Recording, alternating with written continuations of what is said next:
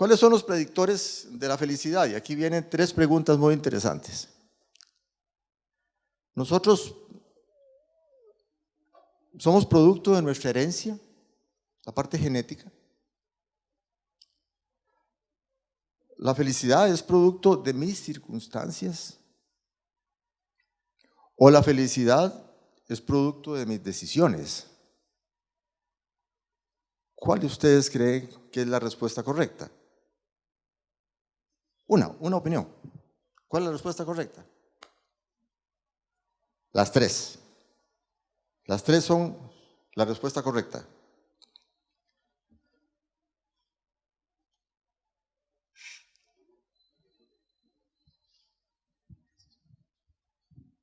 A ver si se me pega algo lo de él con este micrófono.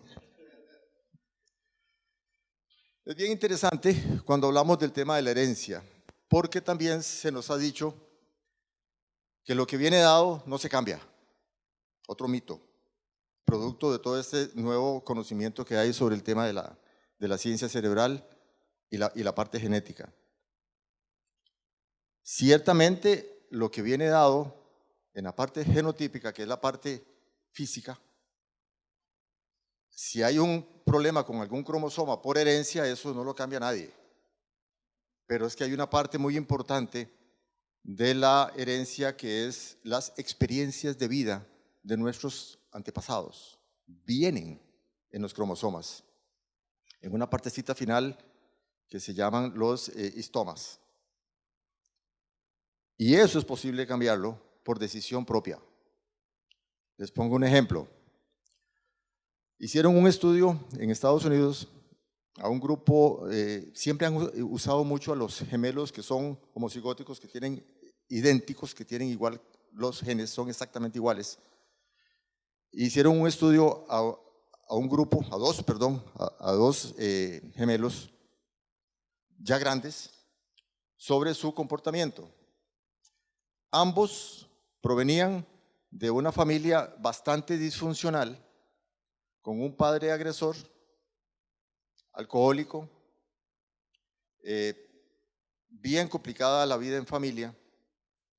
Cuando a los 39 años los psicólogos van a investigar a uno de los gemelos, investigan su vida y se dan cuenta de que familia disfuncional, agresor, alcohólico, un desastre. Cuando están en la entrevista con él, le preguntan por qué decidió ese tipo de vida, por qué vive así. Y la respuesta fue, bueno, es que mi padre era así, ¿qué voy a hacer? Esa es mi herencia. Y se comportó exactamente igual. El otro gemelo, cuando fueron a hacerle la investigación, se dieron cuenta de que era un profesional exitoso, una familia muy bien formada, una familia muy funcional, el tipo responsable con una profesión muy en alza. Y cuando le preguntan que por qué él vive así, la respuesta es, no ve que mi padre cómo era y yo decidí no ser así. Yo tomé la decisión de ser diferente. Dos personas con los mismos genes, exactamente iguales. Uno tomó la decisión de ser igual a su papá. Es más, ni siquiera tomó la decisión. Se fue en automático, sin cuestionar nada. Y la otra persona, exactamente con la misma condición, decidió que no quería ser igual. Entonces, el tema de la herencia sí influye y se ha estudiado que más o menos el 50% de nuestras posibilidades de ser feliz vienen dados por herencia. Pero sabemos que ese 50% hay un buen porcentaje que depende de nuestras decisiones de cómo queremos tomar la vida. Entonces, no es tan cierto que lo que viene dado genéticamente no hay nada que hacer. Sí es posible modificarlo. No sé si ustedes saben esto, pero esos tienen pocas divulgaciones. Normalmente en nuestro medio y en el mundo entero, casi siempre la prensa nos inunda de noticias negativas. Casi siempre. Una de las cosas que yo no hago ya, yo no veo noticias. Porque hay tanto negativismo en las noticias que imagínense la gente que es adicta a eso, que ve las noticias en la mañana cuando se levanta, pone noticias, al mediodía, si puede, ve las noticias o las está escuchando en la radio, y en la noche llega a la casa y pone las noticias. Hay una dosis bien fuerte de negativismo. Noticia por sí no es el problema. El problema es lo que nos están dejando los medios de que las noticias son malas, que son negativas, por beneficio de los medios, para beneficio de los medios, porque eso impacta a la gente en querer ver más noticias. La ONU en 20 de marzo del 2012 decretó por 144 votos, una gran mayoría, que uno de los derechos fundamentales del ser humano es el derecho a ser feliz. Casi nadie lo sabe, eso no se divulga. Yo no entiendo por qué, si es una muy buena noticia. Es parte de los derechos humanos, el derecho a la felicidad. ¿Qué es lo que mide la ONU? Y ese informe sale todos los años, año tras año. Los 144 países, el ranking de los países más felices del mundo. Miden el ingreso per cápita, la seguridad social, la salud y la expectativa de vida, la libertad de elegir, la generosidad y la percepción de la corrupción. Son 6 ítems que la ONU mide año tras año. En el año 2018, Costa Rica está en el puesto número 13 de 144. Hay gente que dice que es en otras, porque hay muchas formas de medición, hay muchos otros indicadores que se han sacado, de que es el número 1. Yo le creo mucho a este por la seriedad que representa la ONU. Pero en el puesto 13 de 144 estamos con el potencial enorme de seguir siendo diferentes. ¿Qué pasa? De que, y nuevamente aquí me hago un pequeño anuncio de lo que sigue. La educación que hemos recibido por años en Costa Rica y en el mundo nos han preparado para trabajar. Todo el proceso educativo es para afrontar una situación laboral. Nunca nos han enseñado a cómo gestionar nuestras emociones. Y por ahí hay una buena noticia. ¿Qué otras cosas influyen? La segunda pregunta, nuestras circunstancias. Es nuestro medio ambiente, ya no la parte genética, es nuestro medio ambiente. La educación, el barrio donde vivo, el sitio donde trabajo, que es muy relevante. Hay un estudio reciente donde se demuestra de que alrededor, la vida laboral de una persona normal son alrededor de 90,000 horas en su vida laboral. Y eso en muchos casos representa un poquito más del tercio de la vida, que nos la pasamos en la zona del trabajo. Costa Rica es, yo no sé si eso es bueno, creo que no. Ocupa el puesto número 1 en América Latina en cuanto a horas de trabajo.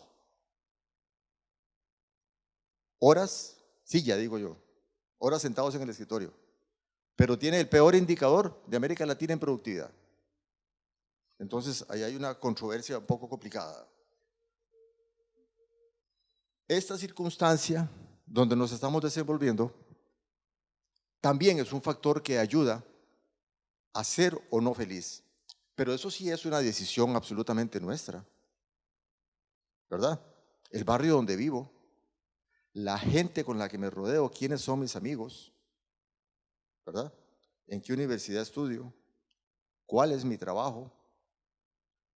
Si yo estoy en un sitio con la gente, en el trabajo, donde no me siento bien, yo no puedo andar cambiando de trabajo, pero sí se pueden tener algunos métodos, hay algunas técnicas para cambiar y que no le venga lo que se llama el burnout, que es la quema laboral. Y la decisión personal. Esto es como un 10%, más o menos, del pastel de la felicidad.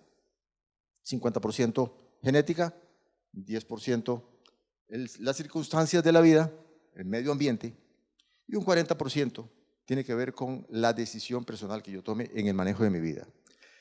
Les cuento el caso, y es el único estudio en Harvard. Tiene 75 años, es un estudio longitudinal, es el único que se conoce que tenga esa distancia en análisis de las emociones y el comportamiento de un grupo de gente. Esto sucedió en Boston. 714 personas empezaron a ser analizadas antes de la Segunda Guerra Mundial, por ahí. Eran dos grupos, un grupo de estudiantes, así como ustedes, ingresando a Harvard, y otro grupo de estudiantes, otro grupo de personas de un barrio marginal de Boston, en condiciones muy diferentes, ambos grupos. Imagínense lo que son 75 años de documentación, de seguimiento, año tras año, a esas 714 personas. La cantidad de información que se fue generando. Luego aparecieron los escáneres cerebrales, aparecieron los hijos de esas personas, aparecieron las esposas. Hoy quedan 60 personas vivas todavía. ¿Qué creen ustedes que ha sido el factor más importante de las conclusiones de todo lo que pudo haber sido esas miles de expedientes de hojas de esta gente en su vida? Los que vivieron más felices y fueron más longevos. ¿Qué fue el factor preponderante para que esto sucediera? El único estudio que tiene 75 años de estudio y de documentación. Las redes sociales, pero no Facebook. No, las redes sociales. ¿Quién es mi zona de influencia? ¿Con quiénes estoy rodeado? ¿Quién es la gente con la que yo comparto? Eso hace la diferencia. Dentro de esas 714 personas, había gente millonaria, había gente muy marginal, de muy escasos recursos, hubo gente profesional con mucho éxito, hubo gente millonaria que se arruinó, pasó de todo. Y el tema de la felicidad brincaba para todo lado. El bienestar era sumamente inestable. Pero los que lograron vivir más felices, según las mediciones que les hacían permanentemente, y lograron vivir más años, son aquellos que tenían unas muy buenas redes sociales, con quien están compartiendo la vida. Y eso es una decisión personal también. Vamos viendo cómo el tema de ser feliz, de tener una mejor calidad de vida, pasa, sí o sí, por mi decisión. ¿Cuánto quiero yo serlo?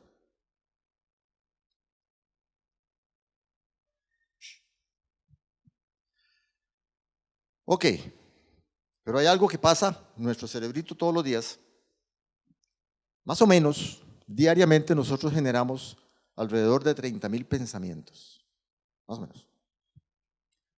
No tenemos conciencia de eso. Pasan, suceden. ¿Cómo funciona esta parte del cerebro en el tema de la generación de pensamientos? Nosotros somos el producto de nuestra herencia y de nuestras creencias. Y eso somos. Cada quien con su propio rollo. Mi herencia, lo que viene dado por mis ancestros, más mis experiencias, más mis creencias. Pero no tenemos conciencia de eso. Píllense en algún momento en sus conversaciones y se darán cuenta de que constantemente estamos diciendo, yo creo, y es que yo creo. Esas son nuestras creencias. Yo creo. Esas herencias, experiencias y creencias son las que me generan mis pensamientos permanentemente. Más o menos 30.000 al día. Esos pensamientos, del pensamiento surge la emoción. Hay 6 emociones básicas que manejamos.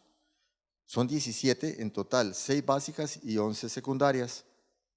La ira, la tristeza, la sorpresa, el asco, el miedo y la felicidad. 2 son neutrales y solo una es positiva. ¿Y el resto? No son tan positivas ni tan neutrales. ¿Qué es lo que pasa? De que todavía en el proceso evolutivo del ser humano, la función más importante del cerebro sigue siendo preservar la vida, conservar la especie. Todavía sigue siendo esa. Entonces, ante cualquier situación que presente riesgo a la especie, inmediatamente aparece el no, el miedo y las emociones. Estas se encargan de que no reaccionemos, de que no nos vayamos a hacer algo que el cerebro decodifica que puede estar atentando contra la especie. Y de las emociones surge la acción, que es la conducta, es lo que hacemos.